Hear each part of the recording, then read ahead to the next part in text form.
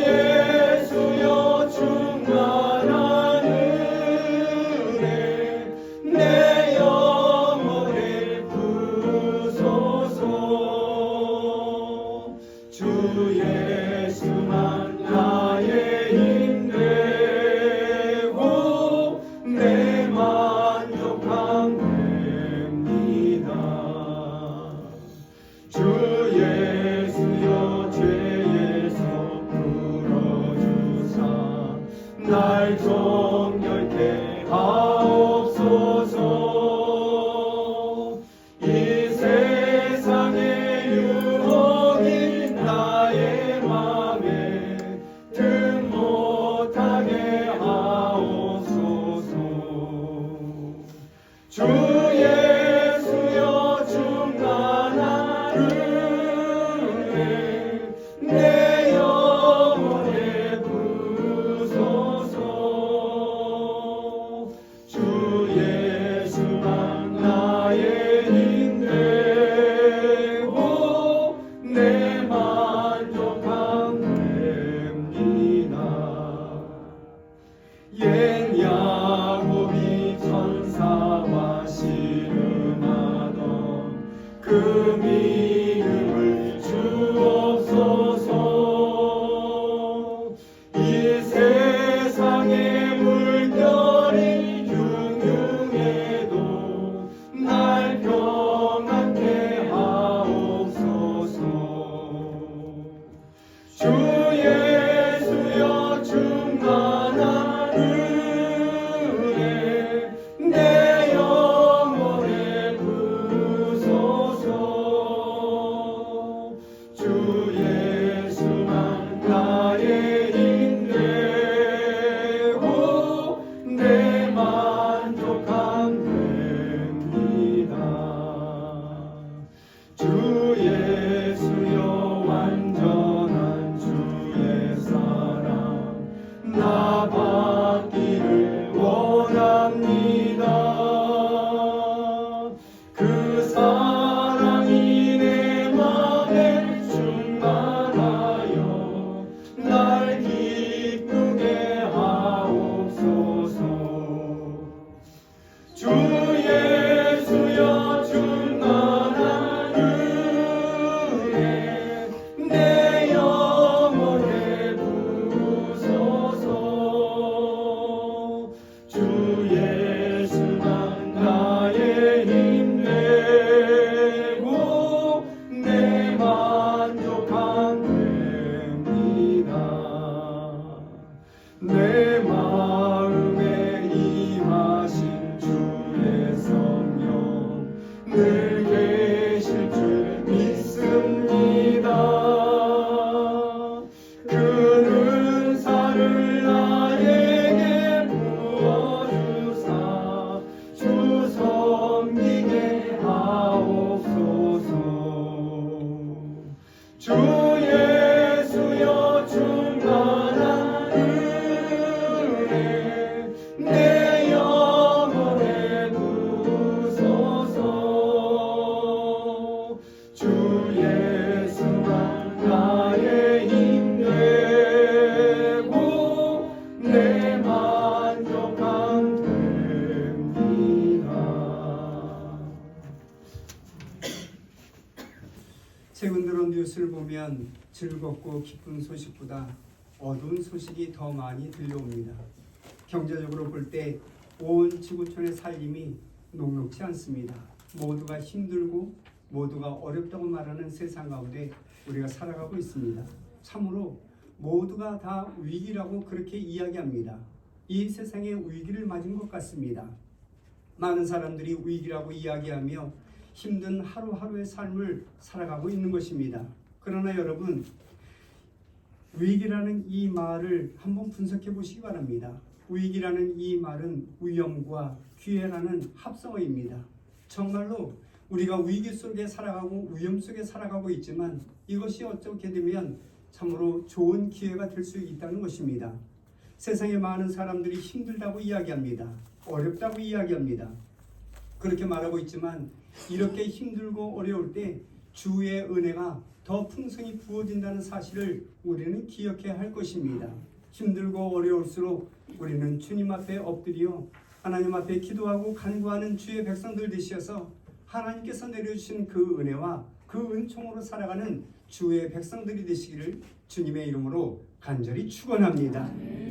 언젠가 오래된 책을 정리하다가 희망의 마라톤이라는 기사가 실린 책을 읽은 적이 있습니다. 그 기사의 주인공은 테리 폭스라고 하는 캐나다의 젊은 청년입니다. 그는 유명한 사람입니다. 그가 18살 되던 해에 그는 암으로 말미암아 오른쪽 다리를 절단하게 됩니다. 그리고 그 오른쪽 다리를 절단하고 의족을 끼우고 그리고 캐나다의 그 넓은 땅, 그 광활한 땅을 마라톤으로 질주합니다. 그래서 그는 유명한 사람이 되었습니다. 테리 폭스는 143일 동안 5,084km를 질주하였습니다. 그렇게 힘든 그런 시간을 보냈고 그렇게 힘든 마라톤을 그렇게 장시간을 거쳐서 하게 된 것입니다. 그는 그렇게 달리게 된 목적이 있습니다. 그 목적은 먼저 오른쪽 다리에 의족을 끼웠다 할지라도 어떤 능력과 어떤 그런 고난이 있다 할지라도 나는 이 모든 고난을 이길 수 있다는 그런 사실을 모든 사람들에게 알리고 싶었습니다. 내가 장애인이기는 하지만 장애인이라 할지라도 무한한 가능성이 있고 무한한 능력이 있다는 사실을 만인에게 보여주고 싶었던 것입니다. 그리고 또 하나의 목적은 나와 같이 암으로 고생하는 이 많은 사람들 희망을 전해주고 싶어서 나는 달리기를 하였다고 그는 말하고 있습니다. 그런 뜻과 소망을 이루려고 테리 폭스는 캐나다 그 넓은 땅을 횡단하였습니다. 그렇게 달리는 동안 온 세계 사람들이 그를 응원합니다. 많은 사람들이 이 테리 폭스가 달리는 그 길을 응원하였고 참여했던 것을 보게 됩니다.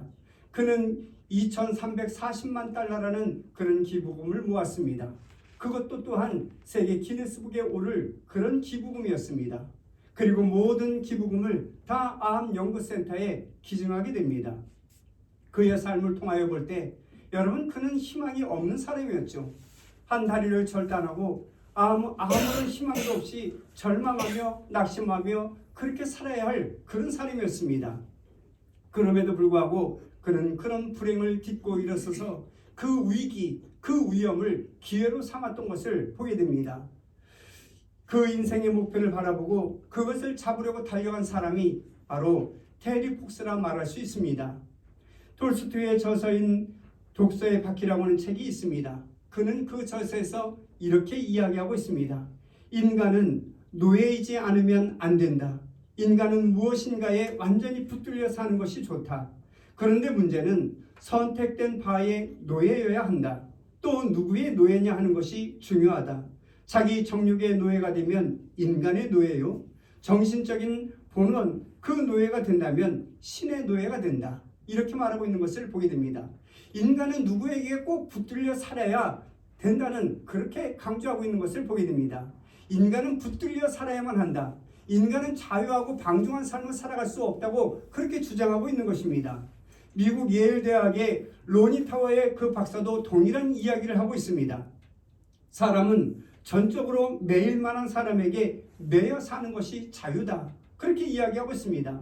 사람은 매일 만한 그 사람에게 매여 사는 것이 자유라고 이야기합니다. 그리고 그렇게 얽매인 삶을 살아갈 때 오히려 장수할 수 있다고 그는 말하고 있습니다. 돈을 사랑하는 사람은 여러분 돈의 노예일 수밖에 없습니다. 명예에 매인 사람은 비참하게도 명예의 노예로 살아갈 수밖에 없는 것입니다. 자기 지식과 편견에 살아가고 있는 사람, 그 사람 옆에서 아무리 조언을 하고 아무리 그렇게 살지 말라고 그렇게 이야기해도 자기의 편견과 자기의 지식, 여기에 노예로 살아갈 수밖에 없는 것입니다. 많은 사람이 절망의 노예로 살아가는 사람도 있고 또한 죄의 종이 되어 죄의 노예로 살아가는 사람도 허다하게 찾아볼 수가 있습니다. 참으로 비참한 그러한 현실입니다. 나는 물질의 노예가 아닙니다. 나는 정욕의 노예가 아닙니다. 나는 명예의 노예가 아닙니다.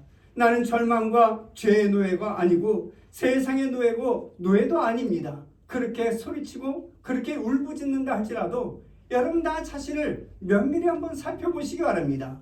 내 눈으로 내 마음의 눈으로 나를 살피는 것이 아니라 하나님께서 주신 그 영의 눈으로 나를 돌아보아야 하는 것입니다. 하나님께서 주신 그 영의 눈으로 나를 살펴보고 하나님께서 말씀하시는 말씀의 거울에 비추어 나를 본다면 나는 분명 어디엔가 매여 살아가고 있고 어디엔가 붙들려 살아가고 있는 나의 모습을 발견하게 될 것입니다. 그렇게 매여 있는 것들 때문에 자유하지 못하고 침울한 삶을 살아가는 사람들이 이 세상에 그렇게 많은 것을 보게 됩니다. 그것이 물질일 수도 있고 그것이 권력일 수도 있고 그것이 사랑하는 자식일 수도 있고 또한 내 가족의 일원일 수도 있고 지금의 환경일 수도 있습니다. 그런 것들에 매여 산다면 참으로 우리는 희망 없는 우울한 하루하루를 보낼 수밖에 없는 것입니다. 바라옵기는 이에 있는 모든 성도들은 세상적인 것에 얽매이지 않는 주의 백성들이 되시기를 주님의 이름으로 간절히 축원합니다. 세상에 팔려 세상의 노예로 살아가지 않는 참 하나님의 사람, 오직 나를 구원하시고 나에게 생명을 허락하신 예수 그리스도, 그분께 사로잡혀 살아가는 주의 백성들 되심으로 말미암아 그분께서 베푸르신 은혜, 그분께서 베푸르신 그 은총으로 이 세상을 살아가는 성도들이 되시기를 주님의 이름으로 간절히 축원합니다. 오늘 본문의 말씀을 보시면 사도 바울은 자신은 포로가 된 존재라고 고백하고 있는 것을 보게 됩니다. 실질적으로 사도 바울은 다메섹 도상에서 예수 그리스도의 포로가 되었습니다. 예수 믿는 사람들을 체포하고 예수 믿는 사람들을 잡아들이기 위해서 다메섹 도상에 올라갔는데 그 다메섹 도상에서 예수를 만나게 되고 그리고 예수님의 포로가 된 것입니다. 어찌하여 나를 핍박하느냐? 나는 내가 핍박하는 예수라. 그렇게 말씀하는 예수님, 그 예수님을 만남으로 예수의 포로가 되고 말았습니다. 바울은 포로로 붙드신 그 주님은 사도 바울의 그 반응을 묻지도 않으셨습니다. 사도 바울의 의견을 전혀 개의치 않으셨습니다. 그리고 명령하시죠. 다메섹으로 가라. 내가 할 일을 알려주는 사람이 거기에 있을 것이다. 그렇게 명령하고 있는 것을 보게 됩니다. 바울은 선택의 여지도 없이 예수님의 포로가 되었습니다. 그래서 사도 바울은 자신이 핍박하던 그 예수 그리스도를 한평생 전하며 예수 그리스도의 복음을 전하는 그런 노예의 삶, 그런 포로의 삶을 살지 않았습니까? 그렇게 예수의 포로가 되어 비참한 삶을 살 줄 알았는데 갈라디아서 1장 15절 말씀을 보시면 사도 바울은 이렇게 고백합니다. 내가 다메섹에서 포로가 된 것이 아니라 어머니의 태로부터 택정함을 입었다. 그렇게 고백하고 있는 것을 보게 됩니다. 내가 길리기아 다소에서 태어난 것도 우연이 아니고 가말리알 문학에서 공부한 것도 우연이 아니라고 그는 고백하고 있는 것입니다. 내가 어머니의 태중에서 이미 이방의 사도로 택정함을 입었다고 그는 고백하고 있는 것입니다. 뿐만 아니라 고린도전서 7장 23절 말씀을 보시면 값으로 사신 것이 되었다. 그렇게 말씀하고 있는 것을 보게 됩니다. 예수 그리스도께서 나를 위하여 십자가에 못 박히시고 그 보혈을 흘림으로 그 피로 나를 사셨다는 것입니다. 예수 그리스도께 팔린 몸이 되었다고 그는 고백하고 있는 것입니다. 그래서 나는 예수 그리스도의 노예다. 나는 예수 그리스도의 포로가 되었다. 예수 그리스도를 말미암아 나는 모든 자유를 다 잃어버렸다. 나의 자유를 예수님께 다 위탁하였고 이제는 예수님의 뜻에 따라 살아갈 수밖에 없고 예수님의 의지로 인하여 살아갈 수밖에 없고 내 생명까지 주장하시는 그 예수님께 내 생명까지 위탁하였다고 고백하고 있는 것을 보게 됩니다. 예수 그리스도를 믿는 주의 백성들도 동일합니다. 예수 그리스도를 믿는 성도들도 사도 바울과 동일하게 주님의 피로 팔린 사람이라는 사실을 여러분 잊지 마시기 바랍니다. 주님께서는 주님의 보혈의 피로 모든 성도를 사들였습니다. 끝없이 사들였고 구원받을 하나님의 자녀들을 모두 사들이셨습니다. 그러므로 성도들은 이제 자신이 주인이 아닙니다. 내 주인은 주님이십니다. 우리는 주님의 포로이고 우리는 주님의 노예가 되는 것입니다. 이제는 노예로서의 삶을 충성스럽게 살아가야 하는 것입니다. 오직 주님께 얽매이고 포로된 삶을 충성스럽게 살아가는 하나님의 사람이 되어야 하는 것입니다. 독일의 신학자이고 또한 순교자인 보네퍼 목사님의 옥중 서신이 있습니다. 짧고 얇은 책입니다.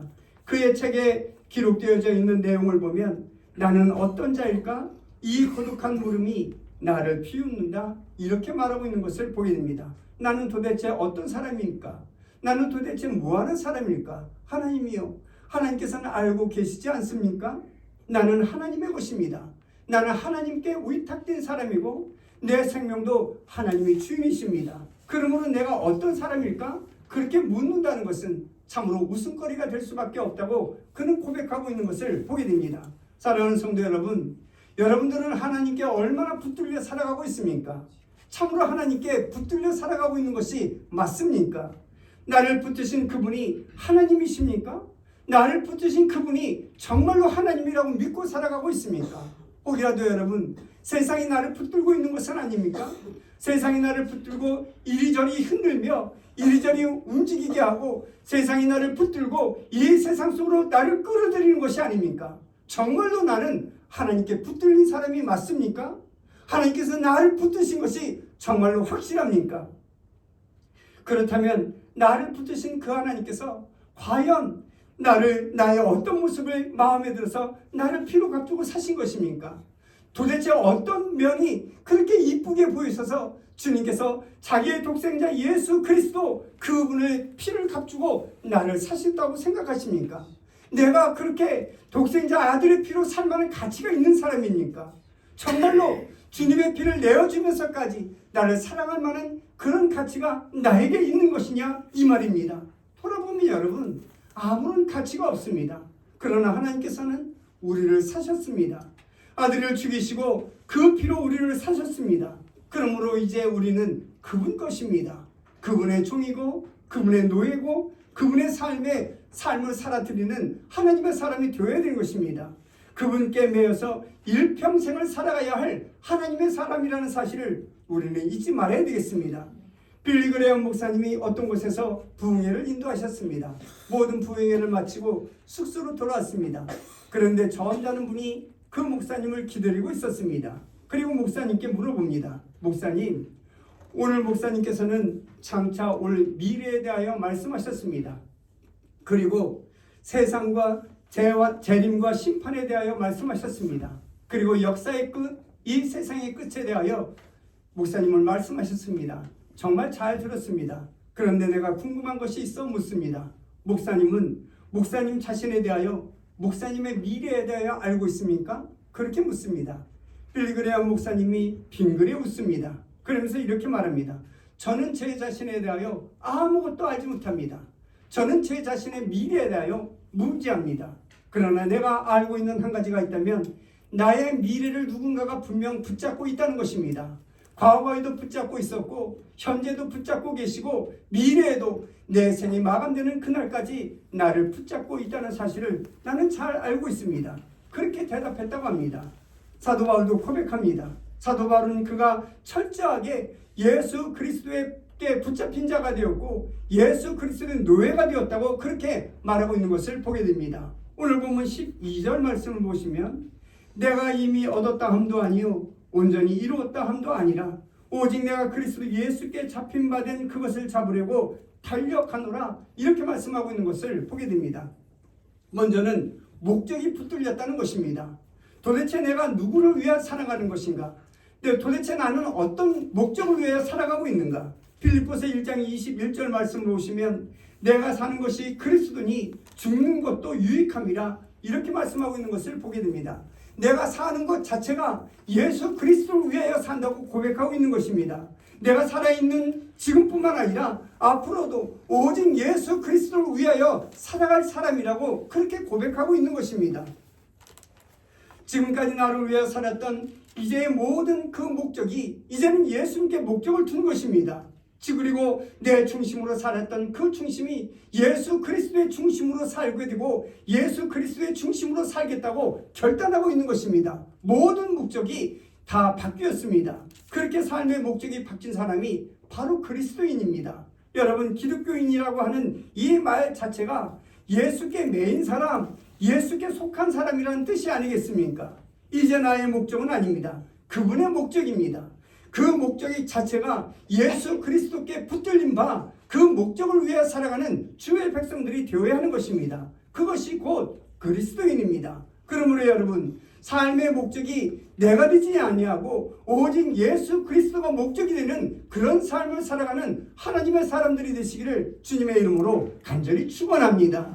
내 삶의 가치관, 내 삶의 인생관, 그리고 내 삶의 목적과 내 모든 것이 예수 그리스도의 가치관으로 바뀌는 하나님의 사람이 되어야 되는 것입니다. 그리고 모든 목적이 내 삶의 주인이신 예수 그리스도께 의지하고 그 목적이 바뀌어야 되는 것입니다. 이와 같은 삶을 살아드림으로 내가 예수 그리스도 안에서 도대체 내가 왜 살아가야 하는가?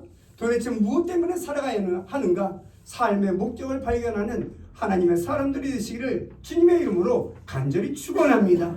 그래서 예수 그리스도 그와 함께하는 것이 너무 좋고 예수 그리스도를 아는 지식이 너무 행복하기 때문에 모든 것을 버릴 수 있었다고 하는 이 사도 바울의 고백이 우리의 고백이 되는 은혜가 있으시기를 주님의 이름으로 간절히 축원합니다. 예화에 나와 있는 한 예화를 드립니다. 어떤 사람이 술을 좋아하고 세상적으로 살기를 좋아합니다. 그렇게 술을 좋아하고 세상적으로 살기를 좋아했던 사람이 이제 죽음을 맞이하게 됩니다. 죽음을 맞이할 때 이 사람이 걱정이 됩니다. 내가 죽으면 분명 지옥으로 갈 게 뻔한데 도대체 어떻게 해야 내가 천국에 갈 수 있는가? 그렇게 고민하다가 그만 죽어버렸습니다. 그리고 죽고 눈을 떠보니 천국문 앞에 있는 것입니다. 그리고 그 앞에 사도 베드로가 떡하니 버티고 서 있습니다. 사도 베드로가 그에게 묻습니다. 너는 천국에 갈래? 지옥에 갈래? 이렇게 묻습니다. 이게 어떤 행제입니까? 아니 분명 지옥으로 떨어질 수밖에 없는 나인데 천국으로 갈래? 지옥으로 갈래? 그렇게 묻다니 참 이것은 행운인 것입니다. 그래서 그는 한 가지 생각을 합니다. 나에게 자비를 한 번 더 베풀어 주세요. 이렇게 간구합니다. 그랬더니 그 베드로가 이야기하죠. 어떤 자비를 베풀란 말이냐? 그랬더니 기왕이면 천국도 한번 구경하게 하고 지옥도 한번 구경하게 해주세요. 그래서 내가 천국에 갈 것인지 지옥에 갈 것인지 판단하게 해주시면 고맙겠습니다. 그랬더니 베드로가 그럼 그렇게 하렴 하고 먼저 천국을 보여줍니다. 천국에 갔더니 천사들과 함께 흰옷 입은 하나님의 자녀들이 하나님을 찬양합니다. 뒤에서 그것을 지켜보니 정말 재미가 없습니다. 심심하고 따분하기 그지없습니다. 이제는 다 봤습니다. 지옥을 한번 보여주세요. 그렇게 요구합니다. 그리고 지옥을 갑니다. 거기에 갔더니 카지노도 있고 술집도 있고 또한 여자들도 있고 왁자지껄을 하고 분명히 이것은 나와 똑같은 삶을 살아가는 그러한 장소입니다. 그래서 이 사람이 기뻐서 난 지옥에 가려 합니다. 나는 분명 지옥 체질인 것 같습니다. 그래서 지옥에 가기를 원합니다.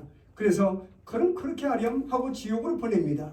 지옥으로 가게 된 그 사람 안내원의 안내를 받고 깊은 동굴 속으로 들어갑니다. 그리고 펄펄 끓는 그 불구덩이 속을 가리키며 저기 가서 앉아라 이렇게 이야기합니다. 이 사람이 항의하죠.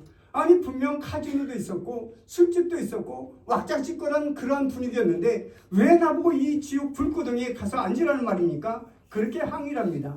그랬더니 그 안내자가 이렇게 이야기합니다. 그때는 관광비자로 왔고 지금 내가 영주권을 가지고 오지 않았니? 내가 살 곳은 여기야 이렇게 이야기합니다. 여러분 아직도 재미로 하나님을 믿습니까?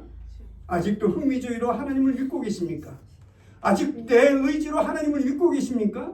아직도 내 기분대로 주님을 믿고 있습니까? 아직도 내 기분대로 예배를 드리고 있습니까? 내가 기분이 좋으면 예배를 드리고 내가 기분이 나쁘면 예배에 참석하지 않는 그런 사람입니까? 온전히 하나님의 주권에 잡혀 하나님의 포로된 자의 삶을 살아가는 하나님의 백성들이 되어야 되겠습니다. 재미가 없어도 흥미가 없어도 고난이 있고 눈물을 흘린다 할지라도 정말로 기분이 좋지 않다 할지라도 아무리 바빠도 생명의 주인이신 그 주님의 포로된 삶을 성실하게 살아드리는 하나님의 사람들이 되어야 하는 것입니다. 사도 바울도 이와 같이 이 세상에 내가 좋았던 것을 모두 다 버렸다고 고백하고 있습니다. 예수 그리스도 안에서 주님께서 요구하는 그 삶을 살아드렸던 것을 보게 됩니다. 사랑하는 성도 여러분, 우리도 온전히 사도 바울과 같이 포로된 자의 삶, 노예된 자의 삶을 온전히 살아드리는 하나님의 백성들이 되시기를 주님의 이름으로 간절히 축원합니다. 우리가 주님을 처음 영접했을 때 우리가 하나님 앞에 기도하지 않았습니까? 정말로 눈물로 기도할 때 하나님은 즉시 그 기도에 응답해 주었습니다. 하나님이 살아계시다는 그 모든 사실을 알고 체험할 수 있도록 즉각적으로 그렇게 응답해 주신 것입니다. 그런데 여러분, 그런 신앙생활을 20년, 30년 우리가 해왔습니다. 똑같은 그런 신앙, 그런 믿음을 가지고 있다면 우리의 믿음은 참으로 성장하지 않는 믿음이라 말할 수 있을 것입니다. 아직도 예수 그리스도를 믿는 그 목적이 그래 잘 살아보자, 그래 예수 믿고 행복해지자, 그래 예수 믿고 오래 살아보자, 여러분 그런 생각을 가지고 주님을 영접하고 주님을 믿는다면 우리는 온전한 주님의 백성이라 말할 수가 없게 되는 것입니다. 그리스도인은 그리스도와 함께 그리스도를 본받되 고난에 동참하는 하나님의 사람이 되어야 하는 것입니다. 그의 죽으심을 본받아 여러분 이 말씀을 머리에 새겨두고 가슴에 새겨두고 이 말씀대로 살아가는 하나님의 백성들이 되어야 하는 것입니다. 요한계시록을 보면 하나님 나라의 영광된 장면이 나오고 있는 것을 보게 됩니다. 얼마나 영광스럽습니까? 그 요한계시록을 보면 그 천국을 묘사하고 있는 말씀이 참으로 영광스럽습니다. 그런데 하나님의 나라에서는 가만히 보면 예수 그리스도를 위하여 많은 고생을 당한 사람, 예수 그리스도를 위하여 순교한 사람, 이 사람들이 참으로 고난에 동참한 사람들이 높음을 받게 된 것을 보게 됩니다. 세상에서 잘 살았다는 것은 아무 소용이 없죠. 그리스도를 위하여 얼마나 욕을 먹었느냐, 그리스도를 위하여 얼마나 핍박을 받았느냐, 예수 그리스도 때문에 얼마나 오해를 받고, 예수 그리스도 때문에 얼마나 고생하고, 예수 그리스도 때문에 얼마나 많은 매를 맞았느냐, 얼마나 고생을 했고 얼마나 그 죽으심에 우리가 동참하고 고생을 하였느냐. 여러분 그것만이 하나님 나라에서 인정된다는 사실을 우리는 기억해야 할 것입니다. 사도 바울은 그것을 깨달았습니다. 그래서 한평생 주님을 위하여 수많은 매를 맞고 수많은 비난을 받고 수많은 고난을 당하고 수많은 그러한 환난을 당했던 것을 보게 됩니다. 뿐만 아니라 내가 로마에 가서 목을 배임을 당하는 그 순교의 자리, 그 순교의 자리도 기쁘게 갔던 것을 볼 수 있습니다. 왜 그렇습니까? 예수 그리스도의 포로가 되었기 때문에 그렇습니다. 포로의 삶을 살았던 이 사도 바울이었기 때문에 그런 것입니다. 또한 포로의 삶을 성실히 산 사도 바울의 모습을 볼 수 있습니다. 주인을 주인답게 섬겼습니다. 주인을 팽개치지 아니하고 내가 주인 되지 아니하고 오직 주님이 주인된 그런 삶을 살았던 사도 바울의 모습을 보게 되는 것입니다. 오늘 본문의 말씀을 다시 보시기 바랍니다. 사도 바울이 예수 그리스도께 잡혔다는 것은 참 잡혔다는 것, 이것이 정말로 중요한 것입니다. 그것을 잡으려고 쫓아가노라 이렇게 말씀하고 있습니다. 잡혔다, 여러분 노예입니다. 그리고 쫓아가노라 자유인입니다. 그리고 여러분 잡혔다는 것은 비동적이고 또한 쫓아간다는 이 말은 긍정적이고 능동적이고 적극적인 것입니다. 잡힌 바 된 그것을 잡으려고 내가 쫓아가는 그 삶이 바로 성공적인 삶의 비결이 있다는 사실을 우리는 기억해야 할 것입니다. 여러분들은 누구에 붙들려 살아가고 있습니까? 무엇에 붙잡혀 살아가고 있고 무엇에 얽매이며 하루하루의 삶을 살아가고 있습니까? 이제는 수동적인 자세에서 능동적이고 적극적인 자세로 살아가는 하나님의 사람이 되어야 되겠습니다. 끌려가는 것이 아니라 잡은 바를 잡으려고 쫓아가는 주의 백성들이 되어야 하겠습니다. 여러분 지금 무엇을 쫓기며 살아가고 있습니까? 그리고 또한 무엇을 쫓아가며 살아가고 있습니까? 이제는 주님을 바라보고 주님을 잡으려고 쫓아가는 하나님의 사람들이 되어야 되겠습니다. 이제는 잡으려고 쫓아가시기 바랍니다. 운동선수가 표대를 향하여 달려가듯 주의 백성들이 예수 그리스도를 향하여 달려가는 하나님의 사람이 되어야 되는 것입니다. 쫓아가는 삶, 그 잡힌 바 된 것을 잡으려고 쫓아가는 하나님의 사람이 되어야 되는 것입니다. 사도 바울은 예수 그리스도께 붙잡혔습니다. 끌려가지 않았습니다.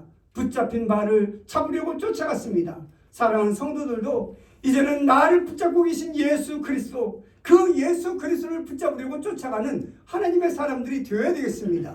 세상의 모든 짐을 이 서 있는 곳에서 잠시 내려놓고 여러분 나를 포로로 만드신 예수 그리스도, 나를 잡으신 예수 그리스도, 그 예수 그리스도를 잡으려고 쫓아가는 하나님의 사람들 되셔서 결국 그 주님을 붙잡는 하나님의 은혜와 하나님의 은총이 있으시기를 주님의 이름으로 간절히 축원합니다. 주님을 붙잡는 그 주의 백성들 되셔서 영생을 얻고 그 주님께서 내려주시는 은혜와 은총으로 이 세상을 살아가는 예인의 모든 권속들이 되시기를 주님의 이름으로 간절히 축원합니다. 기도하십니다. 자비로우신 아버지,